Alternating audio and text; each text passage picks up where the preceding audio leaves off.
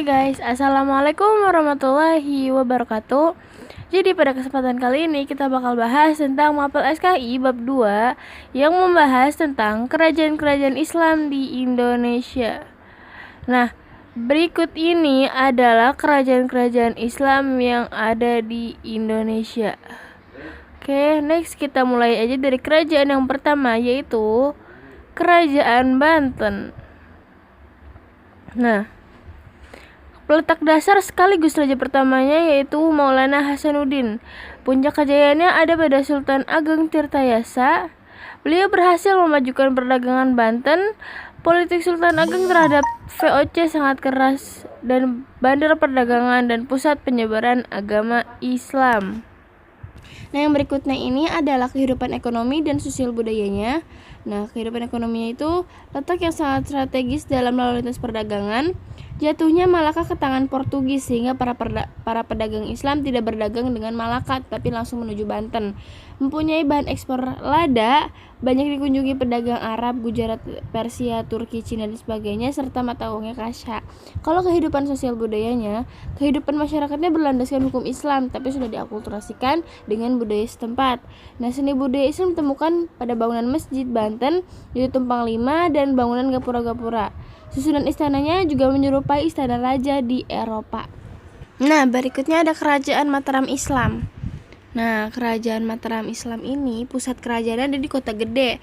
Raja pertamanya Sultawijaya atau Ki Ageng Pamanahan dengan gelar Panembahan Senopati pada tahun 1586 sampai 1601. Nah, meletakkan dasar-dasar Kerajaan Mataram serta memperluas daerah kekuasaan Mataram dengan mendudukan Surabaya, Madiun, Ponorogo, Cirebon dan juga Galuh. Nah, Mataram Islam mencapai puncak kejayaannya pada masa Sultan Agung, yaitu pada tahun 1613 sampai 1645.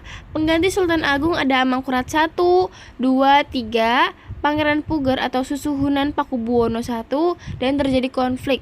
Tahun 1755, VOC membagi Mataram menjadi Kesultanan Yogyakarta yang diperintah Sultan Hamengkubuwono I dan Kesunanan Surakarta atau Solo yang diperintah oleh Pakubuwono III. Tercatat dalam Perjanjian Giyanti. Berikut adalah nama raja-rajanya. Yang pertama dari Sutawijaya dan diakhiri Kesunanan Surakarta atau Pakubuwono II.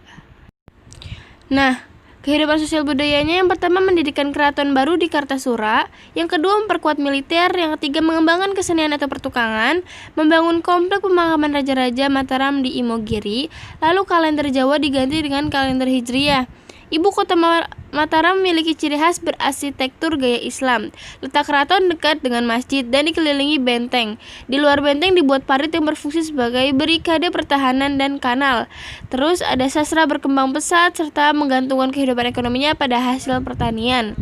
Yang 9, kehidupan masyarakatnya agraris sehingga membentuk tatanan masyarakat feodal, bangsawan priayi kerabat kerajaan yang pada akhirnya melahirkan tuan-tuan tanah. Nah, ini adalah prestasi-prestasi pemerintahan Sultan Agung. Nah, yang pertama memperluas daerah kekuasaan hingga meliputi Jawa, Madura, Palembang, Jambi, dan Banjarmasin. Yang kedua melakukan kegiatan ekonomi yang bersyarat agraris dan maritim. Yang ketiga melakukan mobilisasi militer secara besar-besaran sepanjang pantai utara Jawa.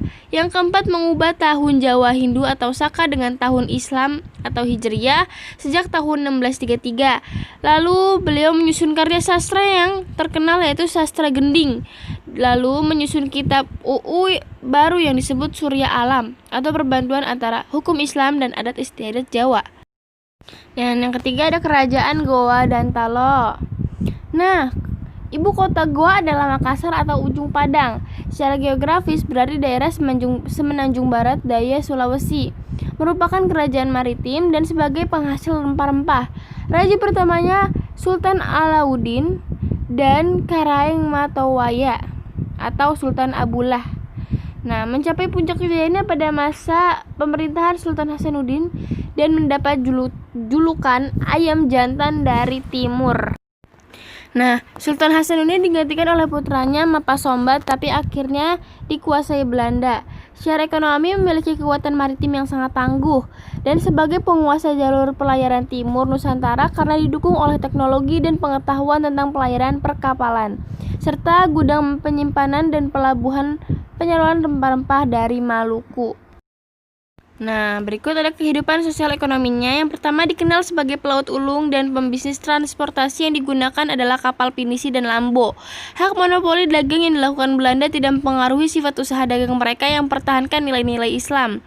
Makassar sebagai kerajaan maritim, hubungan dagang diperluas dengan kerajaan-kerajaan di luar wilayah Indonesia. Untuk mempererat hubungan diplomatik dilakukan perkawinan antara Raja Goa dengan Putri Mataram. Nah, Perjanjian Bongaya tahun 1667. Yang pertama, VOC mendapatkan hak monopoli dagang di Makassar. Yang kedua, Belanda dapat mendirikan benteng Rotterdam di Makassar. Yang ketiga, Makassar harus melepas daerah yang dikuasainya yaitu Bone dan Sopeng serta mengakui Arupalaka sebagai Raja Bone. Nah, yang keempat, Makassar harus mengganti kerugian perang sebesar 250.000 ringgit. Yang kelima, kapal Makassar dilarang berlayar tanpa seizin VOC. Dan yang terakhir adalah Kerajaan Ternate dan Tidore.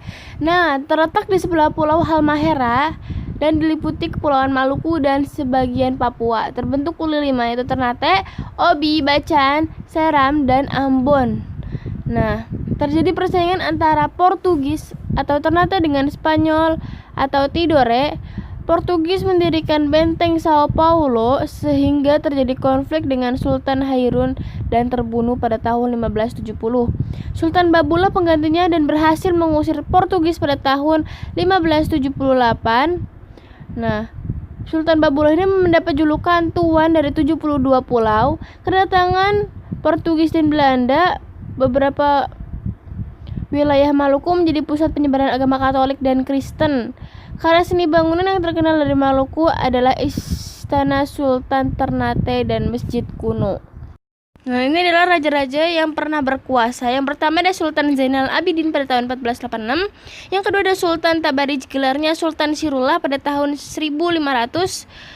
Dan yang ketiga ada Sultan Khairun pada tahun 1540. Dan yang terakhir ada Sultan Babulah pada tahun 1575. Finish. Alhamdulillahirrahmanirrahim, kita sudah finish mempelajari bab 2 SKI.